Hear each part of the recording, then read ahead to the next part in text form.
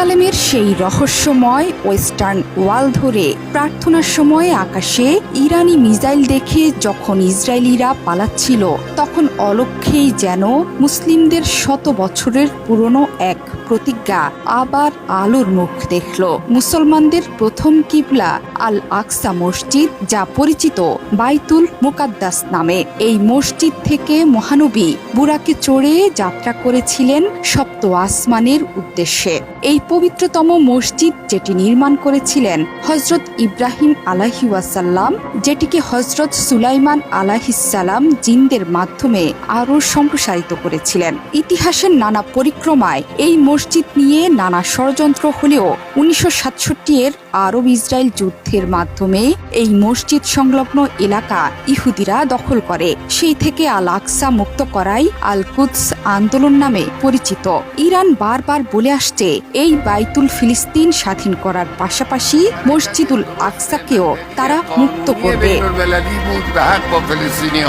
এই পবিত্রতম মসজিদের ব্যাপারে পবিত্র আল কোরআনে যেমন বারবার বলা আছে, বহু নবীর স্মৃতিধন্য এই আল আকসা মসজিদ। মসজিদুল আকসা ও তার আশপাশের অঞ্চলকে বরকতময় ভূমি হিসেবে উল্লেখ করা হয়েছে মহাগ্রন্থ আল কোরআনে।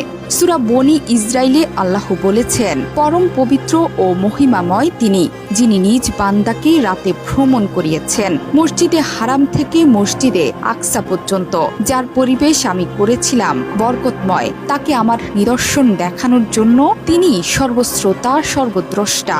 তেমনি ইসরায়েলের ধ্বংসের ব্যাপারেও হাদিসে স্পষ্ট করে বলা আছে। মুসলিম হাদিস গ্রন্থে স্পষ্ট করে বলা আছে, কিয়ামত সংগঠিত হবে না যতক্ষণ পর্যন্ত মুসলমানরা ইয়াহুদি সম্প্রদায়ের সাথে লড়াই না করবে। মুসলমানরা তাদেরকে হত্যা করবে, ফলে তারা পাথর বা বৃক্ষের আড়ালে আত্মগোপন করবে। তখন পাথর বা গাছ বলবে, হে মুসলিম, হে আল্লাহর বান্দা, এই তো ইয়াহুদি আমার পশ্চাতে, এসো তাকে হত্যা করো। কিন্তু গারকাদ গাছ একথা বলবে না, কারণ এটি হচ্ছে ইয়াহুদিদের গাছ।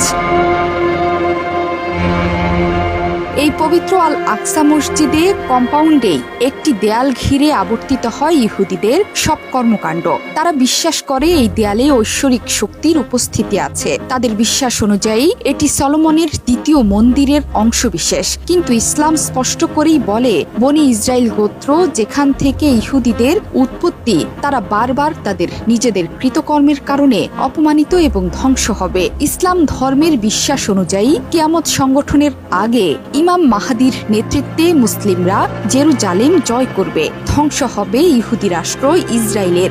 রাসূল সাল্লাল্লাহু আলাইহি ওয়াসাল্লামের ভবিষ্যৎবাণী হচ্ছে, কিয়ামতের আগে অবশ্যই এই ইহুদি জাতি মুসলিমদের হাতে পরাজিত হবে। অনেক ইসলামী চিন্তাবিদের মতে এটি হবে বনি ইসরায়েলের ওপর দ্বিতীয় বিপর্যয়ের ঘটনা।